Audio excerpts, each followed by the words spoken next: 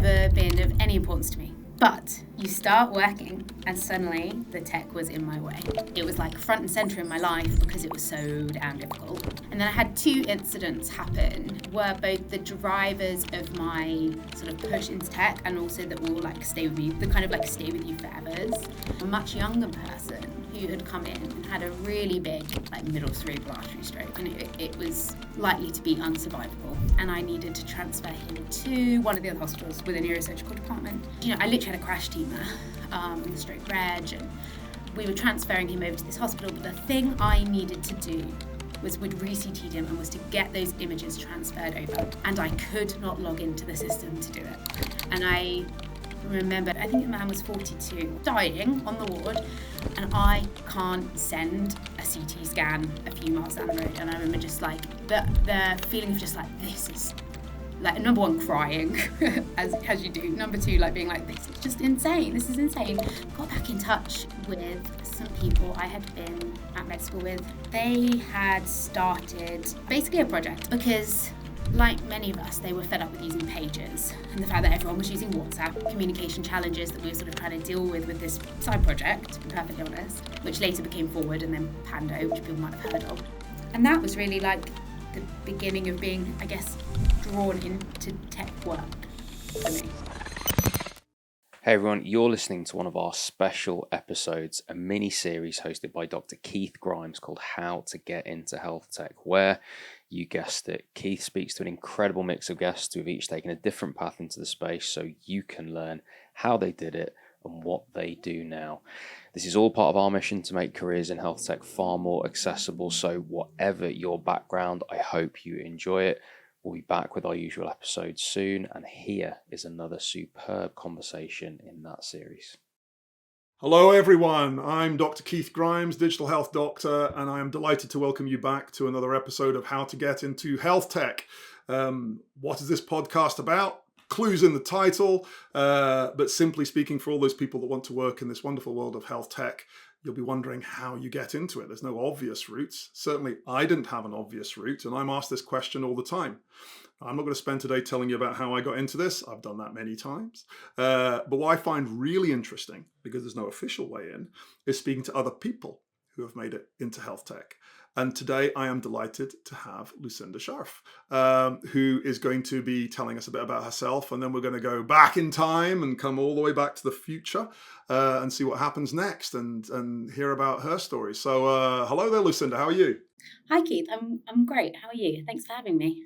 Yeah, I'm good. The sun is shining here on the South Coast and spring is definitely here. So I'm pretty chipper.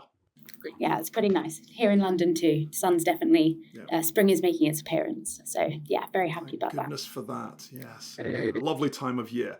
So, well, spring is starting. People are starting to get all that energy and everything. And they're thinking, right, this is the year that I get into health tech. So they're listening to the podcast. And so we're here to talk to you today. So as with everyone that comes onto the podcast, we're going to go way back and start and say, Lucinda, what did you want to be when you grew up? Well, I do think my answer to this is quite boring in that from about the age of 11 or 12, I wanted to be a doctor. There you go, that's good. So I mean, prior to that, I guess in sort of a childhood fantasy way, I did lots of ballet. I think I wanted to be a ballerina at one point in time. I think my mum has clear memories of me saying I would be a teacher in the morning and a dentist in the afternoon. So I was obviously, portfolio career was obviously top of mind at a young age. But yeah, I have a really, I guess, clear memory of being maybe 12, sort of year 8 kind of phase, and being asked by a head of year, what did I want to do? Which in a way seems like just a terrible question to ask a 12-year-old, but I wanted to be a doctor. I think we don't have any doctors in my family, so I think I was probably heavily influenced by things like Casualty or Holby City of the time. But yeah, I think I couldn't think of anything that was more interesting than the human body, and yeah, that was what I wanted to be. Yeah, well, the human body is definitely very interesting, as we all know. And so I mean, this is not going to be a totally atypical story. People come into medicine because they want to be a doctor or a nurse or whatever it is. And so you've got that in your mind at 12. And I suppose, like many people who are going into medicine, that kind of casts the die as to what happens next in some Sure. regards. Although you say you got an interest in ballet and everything before, how did you mix the different studies in school? Like, Oh, I don't think I was mixing the studies in school. I think that was really just like a very involved hobby of my childhood. The dance was just a big love of mine outside of school. I think in school, to be honest, I was probably one of those sort of insufferable all-rounders. I did well at everything, as is true for lots of people in medicine, right? So I probably I could have picked, when it came to A levels, for example, or GCSEs, could have picked any of those subjects, I suppose. But yeah, I mean, even in a way, saying that you decided at 12 you were going to be a doctor sounds early, but actually, given the way that the system is, and needing to pick your GCSE options, and then needing those to dictate your A level options, and that sort of support your application, actually, you do have to sort of, well, in many cases, make that decision quite early on, even if not maybe as early as 12. But yeah, so it definitely coloured. I remember being in my sort of GCSE options conversations and having lots of debate about whether I should do, this will probably age me, but like double science or triple science, and whether it was my school still taught Latin, and whether it was the right thing to do Latin. And I think that was sort of one of my few, and this will tell you everything you need to know. One of my few teenage rebellions was that I didn't want to do Latin, and instead I did drama. So there you go. So there's the performer in there, and you're wanting to do drama. Yeah. One of the things that when I speak to everyone about this sort of stage, either here or elsewhere, is that some of these other interests kind of get ironed out of you as you get closer to the application side. People, their musical not their musical aspirations, but their interest in music, art, and so on, sometimes get kind of crowded out to the detriment of medicine as a whole, I think. But you managed to hold on with a bit of drama. Bit of that. And then I did, I guess my other one was I did Spanish at A-level, which was because I really I think I had a really hard time in some ways a really hard time choosing my A-levels. In some ways very easy, because I already knew I was applying for medicine, right? So there's, only got maybe 4 choices. And so, you've got to do your chemistry and you've got to do something else. And I love maths, still love maths. Could have done a degree. I would still happily do a degree in maths. And then biology was sort of the obvious. I think somebody tried to tell me that if I did biology, it would make medicine easier, which in hindsight feels ridiculous. But at the time, 15-year-old me, that felt very true and very important. But I also wanted to do physics. I did French and Spanish, and I also wanted to do Spanish. I did further maths for a while. So I know what you mean. It's somewhat medicine and somewhat just the fact that we narrowed down so quickly. I guess I was lucky to keep lots of those interests going, sort of sport and dance and drama and sort of light operatics and all that sort of thing going outside of school. Yeah, it's a really important thing for anyone actually to, I'm speaking sort of further on, and I've been fortunate to be able to come back and combine a lot of these things and be a little bit less apologetic about it. But there's a reason that you do these things when you're younger, and those don't tend to go away. So preserving it is really important. Also contributes towards just the sort of joy in the work that you do too. So yeah, just well-being, right? I'm at a funny stage, jumping forward now, I'm at a funny stage where I have 2 small children, and so finding my interests and hobbies are squeezed for other reasons. But you do I actually last year went back to tap dancing. So I was like, actually this is the thing I loved when I was younger. Why did I went off to university, I gave this up. Why did I do that? So there's always a reason for these things to be squeezed out, but they do provide so much to your life, even if it's not necessarily your career. You have to live your life too. So you're making this way through school, and you're getting closer and closer to medical school. So tell me a bit about that, where did you go? How did you find it? What was medicine all you hoped it to be at medical school? So I think if I go back to maybe 6th form, there are a few elements. So I went to Oxford. I was at Queen's College in Oxford for my university. There were definitely, and I think I'm grateful for this, there was definitely sort of a voice there was a lot of pressure from school. So it was a selective girls' school. It's generally a high pressure environment. There was some noise around are you sure this is what you want to do?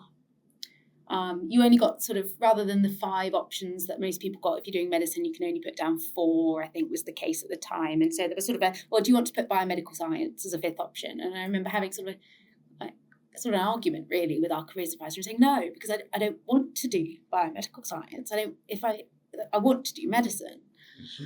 And so not putting down a 5th option. There was also a lot of, debate in my mind around which university to go to.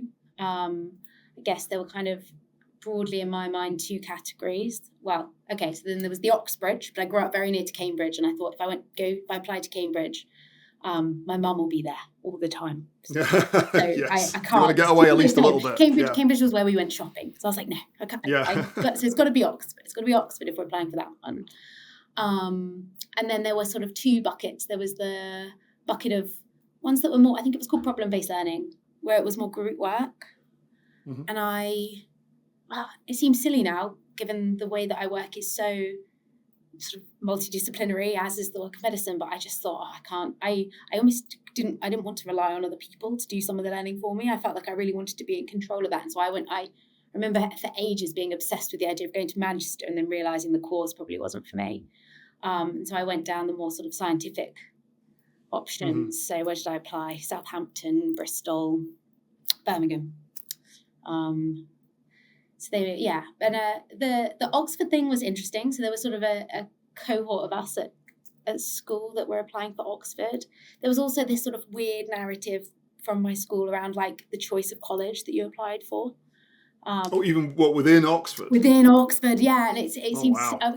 again, like in hindsight, was so uninformed and like so ill-informed and so ridiculous. But they were sort of saying, well, you should apply for one of the smaller colleges or one of the new, I guess, more modern colleges. Because they felt that I would have a better chance, which is not how it works for medicine at all. I don't think for any other subject. No, of course. But so I guess I held my ground there, and I applied for Queensland, and that's where I went. Yeah. Well, there's a theme of you holding your ground on this one. That's quite a brave thing to say. No, I'm not going to go for the backup. This is it. Yeah, 4. yeah. Here we go. I guess so. Sometimes is it bravery? Is it naivety? I don't know. But I guess I think I was so confident. Not that I would get into Oxford. I wasn't confident I would get into Oxford. I remember being there and crying after one of my interviews and having to take off my makeup and reapply it before my next one. But I was confident I would get into medicine. I don't think there was any doubt in my mind. I don't know whether that came from just sort of academic ability, or home or school. It was a very feminist environment, I would say, in my school. There was very much you can do anything and be anything you want to be. And I wanted to be a doctor. Quite right. I could do it. Like, I don't think there was any doubt in my mind that I would get in somewhere and that that's what I would do. And I think there was, and I don't think I had any doubt that was what I wanted to do. I think it was a doubtless environment. Sure. Well, you see, this is a brilliant setup as we go forward, because you're not a traditional doctor now. So this is where we get into the meat of things. As we start to go through medical school, everyone's going to be going, where did these things happen? So anyway, so you're at Oxford. Here we go. Landed. Actually, first little doubt, week 1. I remember being, and it could have been because I was very tired and hungover and a bit homesick, but I remember being in a lab and doing something to do with red blood cells. And my lab partner, he actually left after 1 term and went and did physics at his college. He wasn't particularly sociable, and just thinking like, oh gosh, this is I don't know. Like, did I make the right choice here? Then I really settled in, and I loved university. I would go back and do it. I would happily go back and do it all over again. I had a really... Oxford's interesting because within the year group is small. There's like 150. And then you're split between your colleges. So in my colleges, there was only 6 of us in my year, 6 per year. In a year of, say, 100 and something. And it was all boys and me, which, having been at a girls' school, was interesting. Oxford's one of the few colleges, I don't know if it's still true now, but that was more men in medicine than women, which is unusual in general. Yeah, well, it's definitely not the case now. The whole profession shifted now, right? Like the statistics, but I think even then, most universities were more women, and Oxford was a little bit more men, and it was all these boys and me, which was a completely different dynamic. And we cycled to and from lectures, and I had a great friendship group. It was so intense, but the way Oxford works, you're almost in these like 8-week sprints of terms. So you like barely slept, did so many extracurriculars, worked really hard. My first year, I think I'd come from school still very much in that mindset of like, well, if I work hard enough, I'll be the top. And I think the interesting thing in Oxford is like, well, probably in medicine in general, everyone's been that person. Everyone was top of the class, and now you're all top. All the alphas will turn up. Oh yeah. And so I think the first year I really tried to hold on to that, and I did really well. But I think I realised towards the end of the year, like,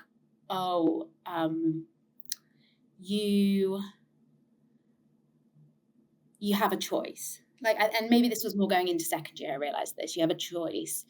You can either do all these social things and be on all these teams, then do all this extracurricular stuff, I guess back to our point about things being squeezed out, and accept that you might not always get the top grade.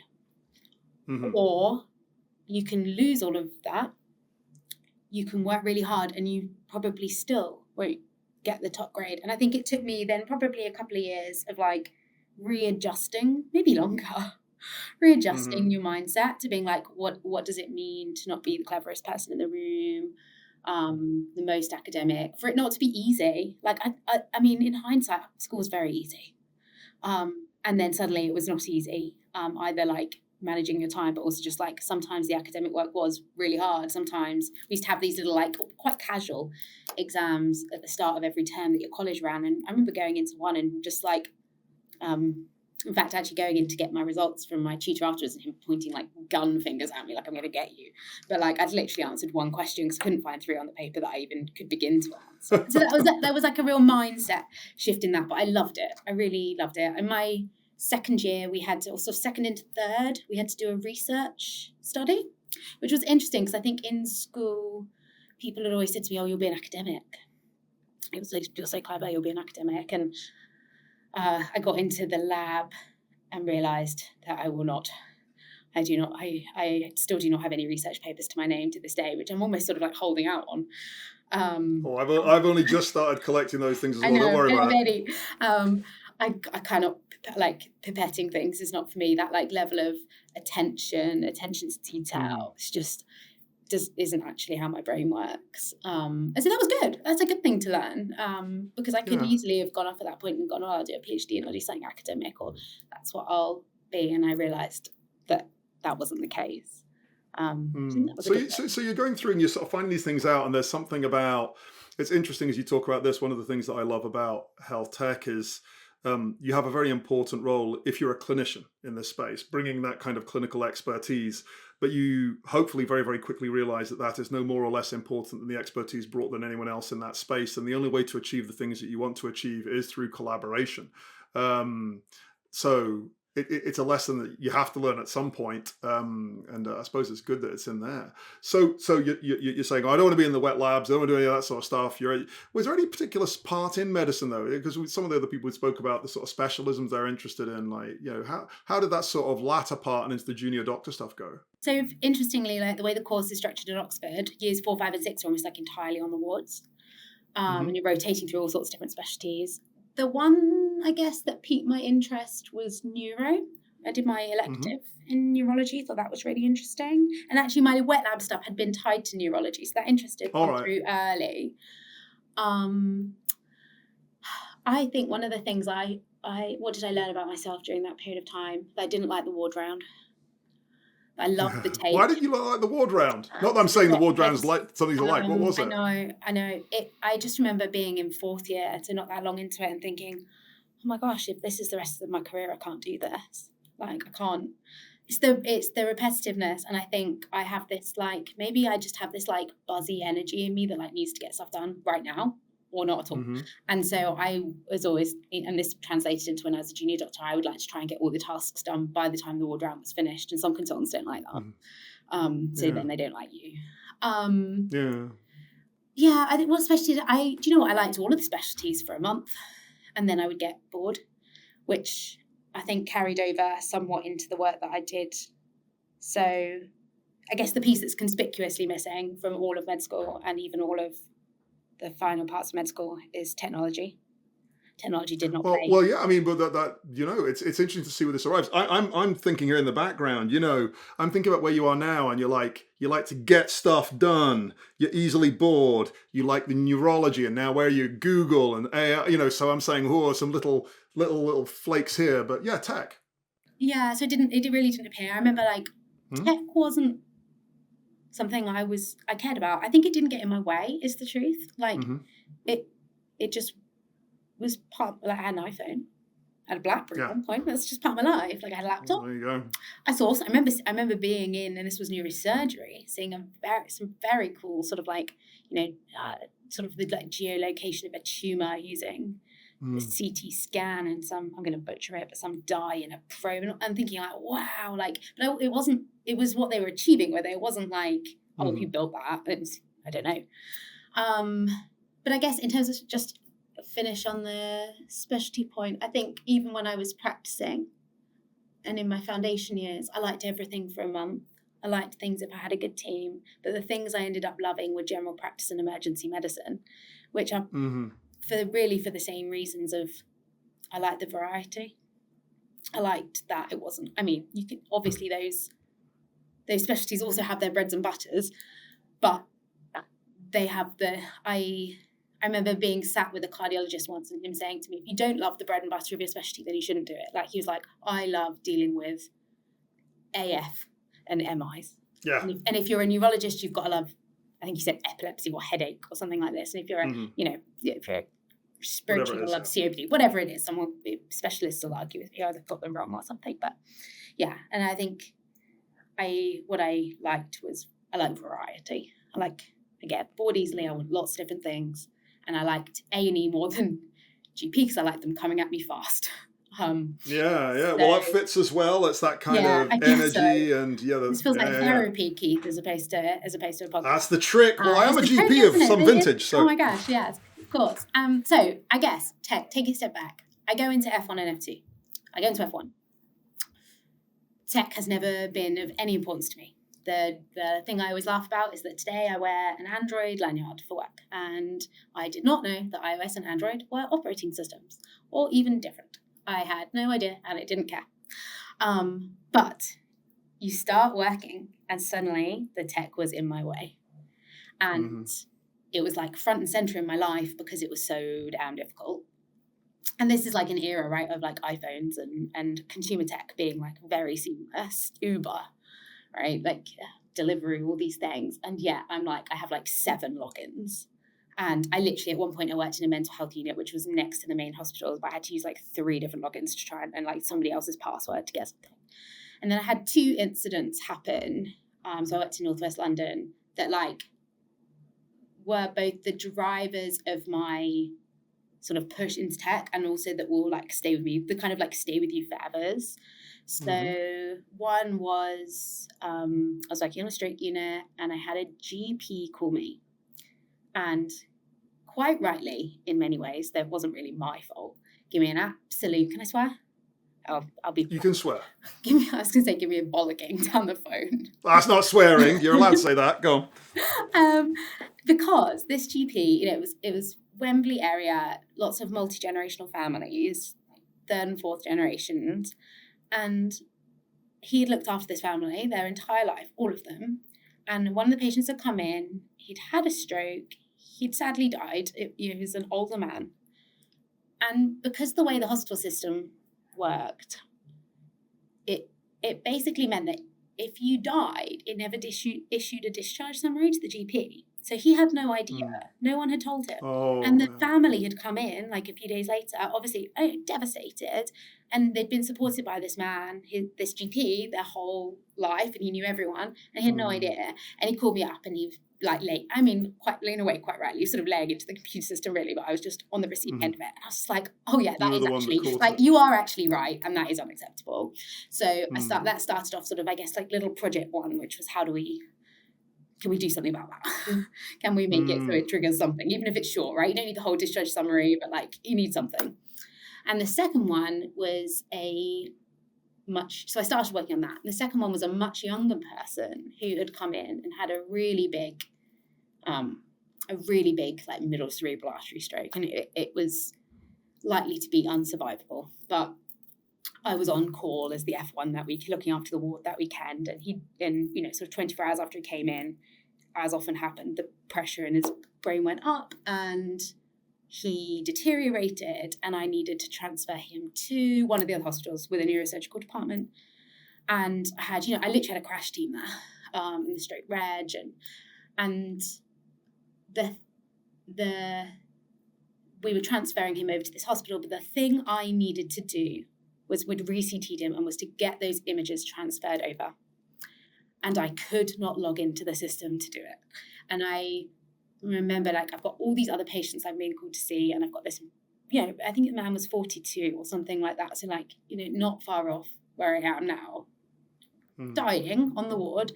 And I can't send a CT scan a few miles down the road. And I remember just like the feeling of just like, this is like, number one, crying as you do. Number two, like being like, this is just insane. This is insane. Like, how can this? And it wasn't, in hindsight, it wasn't that it didn't stop him from going. He was going anyway. It wasn't like he had to wait for the CT. But like, it was my job to do that, and I couldn't do it. And so I think both of those things sparked a real interest in, like, this has to be different and better. And then during my, sort of chugged along, during my F2, got back in touch with some people I had been at med school with, lived with, one of them. And they had started basically a project. I'm going to call it a project. This is sort of like the end of 2016. Because like many of us, they were fed up with using pages and the fact that everyone was using WhatsApp. And I keep them on my phone for like posterity. Like, I have Ahmed at RBH and Amir in cardio and all these numbers on my phone, and they probably don't really work anymore. And I have all these old WhatsApp groups because that's how we were communicating. They were fed up with it and they wanted to do something about it. And I was like, oh, that sounds like a cool project. Working on GP, I often have a bit of time in the middle of the day.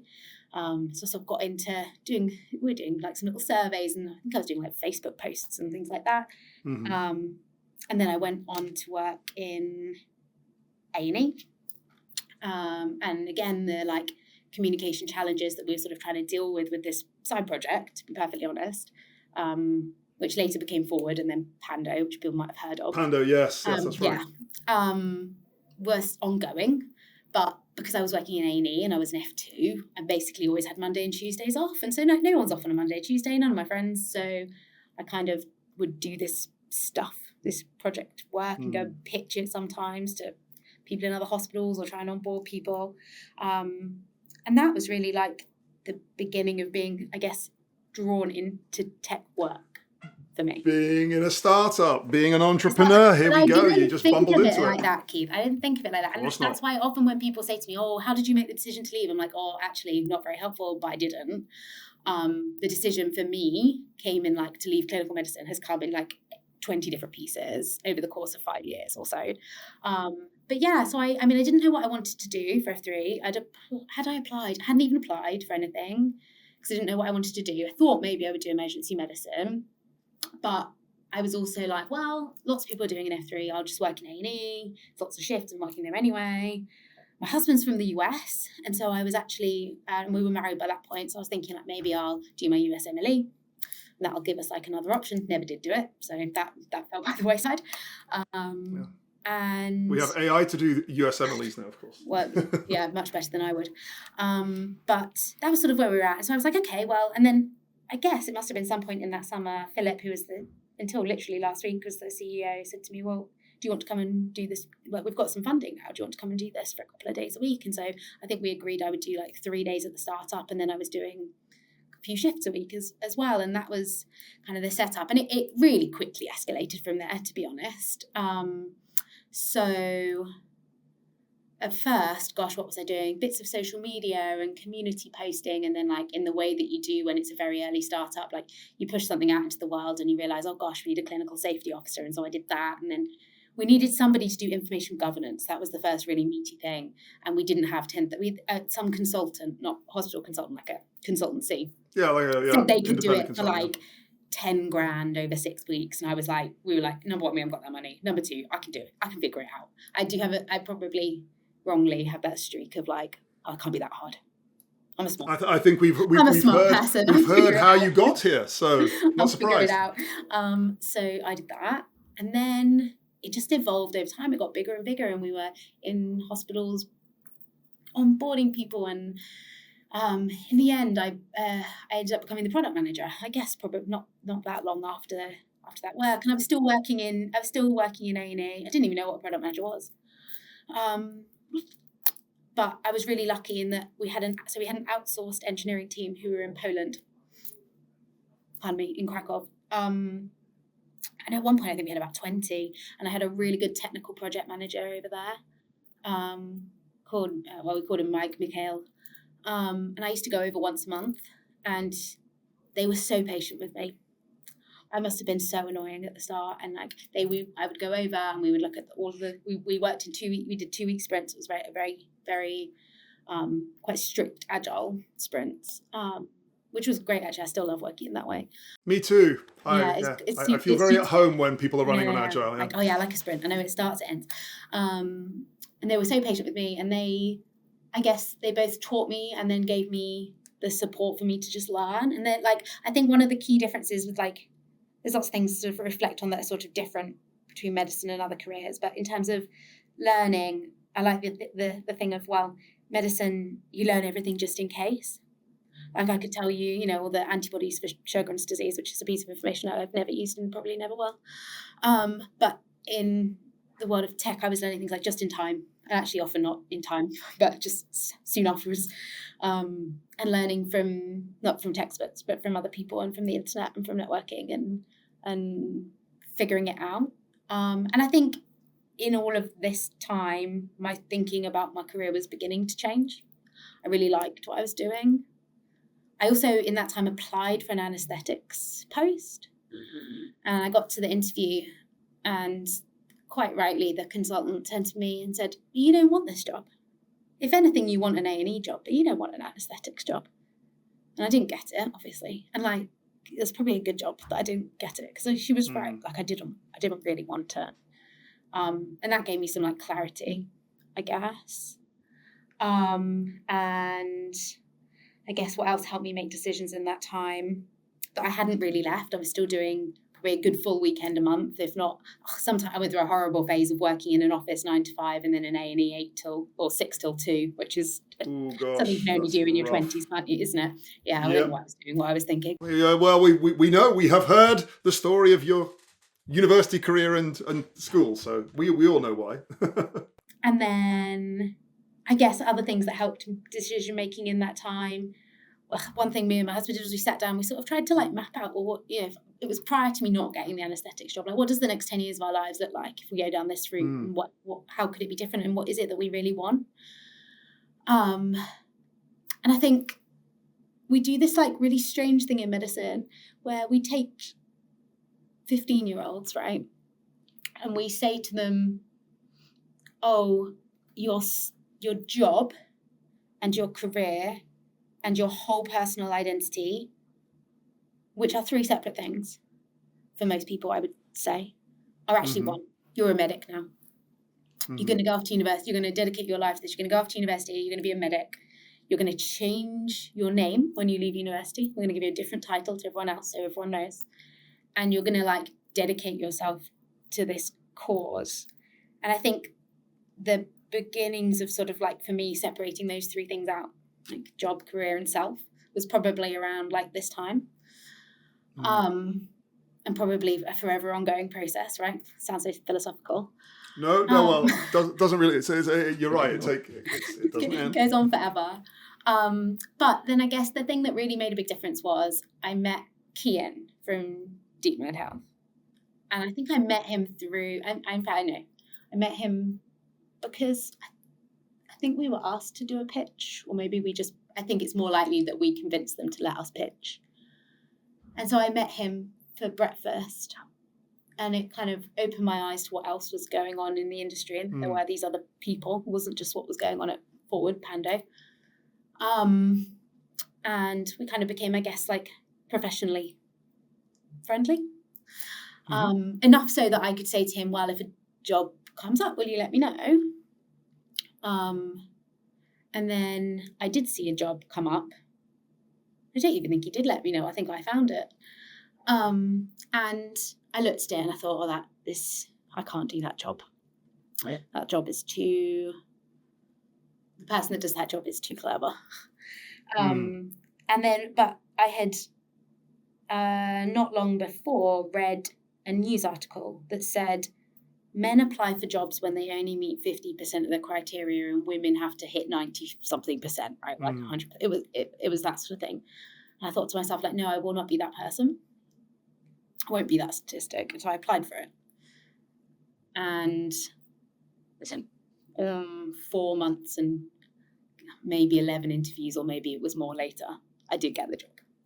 And that was congratulations. Thank you. This is now 6 years ago. Even so, as a lot of people will be listening to this thinking, working at Google, well, what a place to end up. Yeah. Oh, yeah. I do not take that for granted for a second. Particularly given, like, at the time, I just don't think it was as competitive as it is now. For any of these things, I see the people that we hire now, and I think that imposter syndrome kicks in for sure. But I think that was like another inflection point of like, oh, I'm not going to just be like doing some, and I was working full time at the startup by that point for sure. But like, oh, this isn't just an F3 and an F4, or I think I'd started calling it a CT0 or a CT-1 or something, silly. This is what we're doing. This is it for us. Like, this is our career. And yeah, so I think that was like an inflection point for sure. Like, oh, actually I'm making active steps in my career rather than sort of like passively letting this happen to me. And I am really serious about working in health tech, I suppose. What I'm going to do is I'm going to take a pull. We're going to get into Google in a moment, but it's just really interesting at this point to sort of pull out as I've listened here, and for people listening, I think your story illustrates a lot of kind of common threads. In a world where there's no clear path, what you've described is this kind of floating into the role. Like at Pando, this was something that you did as on the side, as something that was helpful, and then you sort of merged into it. There was that bit, there was figuring it out. That's one of the great joys that I found that's so different to medicine. Everyone says, I want to get into health tech. What courses can I do? And you're just like, well, the courses, you get the job, and then you hang out and you listen to people and you work it out. And that's a big, big difference, but this is how you've kind of come into it. And then you begin to see this much wider world, don't you? Yeah, I think, because I like you, I'm grateful for this podcast. I talk to a lot of people about careers. I think one of the things that was a benefit to me was that my family weren't all doctors. So it was a bit unusual that I'd gone off to do medicine rather than being the one that says, if you're from a family of doctors and you're the one that says you're not going to do it, being that sort of like, there was no sort of like, oh, you're the black sheep for going off and doing these things. I also come from a family that mostly run their own businesses. All right, I know that's a really important point here, the entrepreneurial spark. So like my whole life, my dad and my mum, they co-run a business. And actually, at the moment, my siblings work for them. So in a way, I'm still the black sheep. It's just that they're all in that business. But, if I look back at it, either very entrepreneurial or, my grandma was a teacher until she was in her 70s, like very driven, hardworking, I guess. But the entrepreneurial side definitely like came through, I suppose, in that sort of startup piece. And it felt quite comfortable to be like, oh yeah, of course you could start these things from scratch. I think the bit that is often so uncomfortable, but again, I think I've been sort of maybe somewhat shielded from that by like the way my family is, and also my husband doesn't work in medicine, which definitely sort of helps in a way, is this whole like a ladder. Medicine is this ladder. And you, in a way, I think when I was younger, so I think when I was like 17, 18 and applying, I remember some of my friends that didn't know what they wanted to do at university and thinking, oh gosh, well, I'm so lucky because I know what I'm doing for the next 6 years. And when you're 18, 6 years feels just like absolutely forever. And I liked that ladder and structure and known until I didn't. I guess until it felt stifling. And so, that is like one of the, I guess, the key differences, right? That in most careers, there is no ladder. Or we could maybe go up a ladder within a company, but people don't often now stay at a company for life. And so that comfort with that, like, oh, I'm not really sure where I'm going next. And if I look ahead, I'm not really sure who, particularly in an industry like health tech, which is maybe more nascent, I can't necessarily always look forwards and see people who are, even if I think about my manager's career looked entirely different to mine. He was a Harvard professor and ICU consultant for years and years and years, and then he moved into tech. And there's this whole generation of us now who's moved into tech very, very early on. And I guess I'm lucky at Google and at Deepmind to have been surrounded somewhat by people who made that decision. And maybe there's some support in that. I think if you're the one within a business, that might feel very different. But yeah, that the ladder is gone. We're on a climbing wall, I guess. This sounds like at this point, it's not Neo. Morpheus turns up and says, there is no ladder. No ladder. Once you accept that, that's fine. Once you've accepted. But it's true, and it's interesting, so I'm further on the career, and, my sort of sincere hope in some regards is that people don't have to go through the sort of career that I did to get into health tech at this point. And we've got lots of people much earlier on getting into it as well. I also struck by, that what you said about, you were at university and there was a sort of group of 6 of you in your college, this sort of wee cohort, and it's kind of almost, well maybe what it's like being at Google and your time there, but it sounds like there's a little cohort there as well, forging your way. Yeah, for sure. I mean, I think one of the things I always say about working at Google is like the best thing is the people. And maybe it also harks back to Oxford in terms of like, I almost always feel like the least knowledgeable person in the room, or the expertise of the people in the room in different domains are just wild. And I also have great clinical and sort of other health colleagues, and we've been able to also to do some of that more meta thinking about like, well, what does it, Michael Howell, who's sort of ultimately my boss, and Karen DeSalvo wrote a paper about what does it take to build a healthcare team or build a clinical team within I remember that paper. Organization, right? Like we're able to do some of that thinking and supported to do some of that. Supported, I suppose, to figure it out. But yeah, I guess when people say to me, "Oh, how do you get into Google? How do you get into health tech?" I say, "Well, there's about 50 clinical people here and about 50 different career paths. So where would you like to?" Maybe now I'll just say go and listen to Keith's podcast. It's all our podcast, or wherever else you say there as well. There's all the other episodes a lot of people into it. Yeah, it's it's funny you mentioned Karen DeSalvo's paper. When I did my master's a couple of years ago, exec master's in medical leadership, and my dissertation was how do health tech organizations realize the greatest value from their clinical subject matter experts? And I did a literature search, and Karen DeSalvo's paper is literally the one thing that spoke to it. Is there any research to be done there? Not really. Well, I've got my dissertation has to be converted and all that kind of stuff. But it's unknown. But what a joy, isn't it? Like I remember at its best in medicine was when you were working with people to work out what to do. And you were saying, we don't have the answer, but together we're going to work out what the best way forward is on this. And latterly in my medical career, I felt that vanished to a great degree. It was just like, which production line does this person go on to, But then in health tech, all of a sudden, particularly when you're using new technologies, there's this vast field in front of you, and you're working with people that you really respect. What a thing to be in a room. That's what you want to be, is you want to feel like you're the least smart person in the room, because then, that's great. They'll probably be feeling the same thing. The potential is just like incredible. Yeah, I think you're right. And I think, the role that I've had has changed a lot. I've been here for 6 years now, has changed a lot in that time too. And a lot of that's been figuring out what does it mean to be a health team? What should a health team look like? What work is good for the world? How do you square that with what work is good for Google? Where do you sit yourselves as a team on that spectrum of things that, we often work within product areas, right? Things that search wants to do and things that health wants to do. And then where's finding those Venn diagram, I guess, opportunities. It's another problem.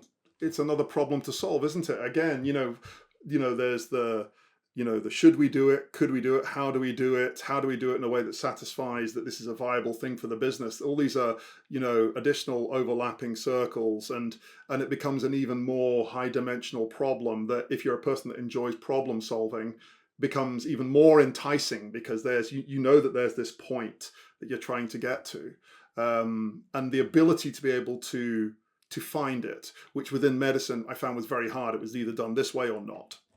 Yeah, I think the medicine that I was sort of sold, I suppose, at medical school was that it was a bit more house-like than reality. Mm-hmm. It was a bit more problem-solving. It feels unfair of me to be too critical, because I had, even in my relatively short time here on the wards, I had some excellent teams, excellent stroke teams, excellent care of the elderly teams, people who I would pay to look after my family. But I think I found there were a couple of things I did struggle with. And one is, if I see a problem, I have to fix it. I'm not very good at leaving it alone. And that, when you're quite junior in a hospital, that makes you annoying. And I think you probably, it gets old quite quickly to people. I think you move around a lot. And so you might spot a problem and try and fix it, but then you're shifted off to some other ward and you got to go and do that. I felt there was a lot of I think and I guess I'd forgotten about this until I was talking now, but I graduated and then there were strikes began not long afterwards. Not the most right, ones, okay, yeah. Not that young, but there were some strikes that started not soon afterwards, and I found that sort of quite jarring with graduating into a job that I'd wanted for such a long time, and then to have people telling me, oh, it's awful and you shouldn't want to be here. And I think the last point in that was I found there was a lot of don't worry about it now. Once you're a consultant, then you'll be in charge and you can make it different. And I remember just thinking, well, number one, it's going to be a really long time till I'm a consultant, because I don't even know what I want to do. And I think I already had an inkling that wasn't true. And I see now, some of my colleagues from medical school are becoming consultants, or I have friends that are, further ahead. And I don't think it is true. I think even once it's not I know it's not true that once you become a consultant, suddenly you run the show and can do things exactly how you want. That is just not how it works. And so I'm glad I didn't hold out for that. I'm glad I recognized that early, but it did mean I needed to put myself in an environment where I was allowed to think that things could be different. And more importantly, I can't just do the thinking about what could be different, but I like to do the building and I like to do the product work and amen to that. The research translation. I like to see it change in the world, I guess. No, that's great. So this is we're sort of coming up towards the end of the sort of time, and we're sort of up to date on this, and you're in Google working on of the top secret things. What sort of things are you interested or sort of excited about now in the work that you're doing? Gosh, so I guess I describe my role now. I mean, I would say my role has changed a few times since I've been at Google. I started off in much more of a sort of product position. I was working on streams, which people might be familiar with. It was sort of an alerting platform, really. We were working with Imperial and the Royal Free, and in many ways it was sort of the basis of what then would be AI-driven alerting. It was software as a medical device, learned a lot through doing that. I then moved into sort of other, I guess, AI healthcare platforms. I worked on something called Care Studio, which we were working on really more in the US, the Ascension Hospital system, which was really, I guess, my first go at hands-on AI and evaluation, and working actually with FHIR data and what does it mean to try and implement these platforms, not even in the UK, but elsewhere, and learn a lot about the US healthcare system. At the moment, my work looks a little different. So I would say I'm on something called the Clinical Enterprise Team. And I guess unusually for Google, still a lot of my work is with healthcare or healthcare adjacent industries, I guess I'd describe it. And some of the work is about taking things that are coming from, say, DeepMind or research and saying, well, are these applicable to healthcare? And if so, how? And do they need to be different? Or actually, could they just be cloud tools in and of themselves, and healthcare can pick them up if they want? And a lot of my work now, and it's mostly EMEA focused and based in London, is that is working with strategic partners or big partners, whether they're clouds, ads, other sort of multi-product partners, and figuring out what are things that we can do together that we can do apart. So are there new technologies coming up the pipeline? And it's generative AI based now. It's all Gemini. Are there things that we can do that are innovative, are the first in a region, are actually could have a really big health impact, that use cloud tooling and our expertise, but their expertise and their systems and to like really make a difference. Honestly, one of the hardest parts about the job is that there's too much to do. There's so many things we can do. Well, there's always too much to do. Yeah. Good opportunities for everyone and make those things happen. But the tech is. We're at a fascinating point in time. The pace of it is. I try and keep up with the launches coming out of Google. Crazy. I can't post on LinkedIn fast enough. But yeah, it's incredible the things that that we're able to do with partners, but also then that partners just do for themselves. With the checkup, I think it was literally 2 days ago when we're recording this, and this week, and you've got Princess Maxima Hospital in the Netherlands using generative AI to do literature searches in a few minutes that were taking them a couple of days to try and find the best treatment plans for children's oncology teams. Like the pace and the impact is wild. In very exciting time to be here. Yeah. It is, and what a great opportunity to be in there. And I suppose as we kind of wrap up, I think we've heard some really interesting, typically atypical route into health tech, isn't it? Sure, there's no, and sometimes, route, right? I think it would be great if there was a clear way. I'm increasingly thinking maybe we should make sure there's never a clear way, because actually it's to the benefit for us all that we have such diversity of experience. I think I don't worry too much about there being a clear way. I think, number one, you should always help other people up, right? It's the kind of raise others. But also make people comfortable with the fact that it's not clear. And coming from medicine, that could be really hard, I think. Yeah, absolutely. Look, well, Lucinda, thank you very much. That's been absolutely brilliant. Hopefully that's okay. Hopefully not too much like a therapy session. I just had to listen, and I was like, at one point, but not too much. we'll let the listeners judge, right? You'll let the listeners judge. Well, look, thank you very much. Really good to have you on, and thanks everyone for listening today. And we'll be back soon with more about how to get into health tech. Hopefully you've gleaned a few things and feeling that you've got another angle in there, but maybe also to feel that it's okay not to be entirely sure, and that before you know it, you might pop up there anyway. So great. Lucinda, thanks again. Thank you.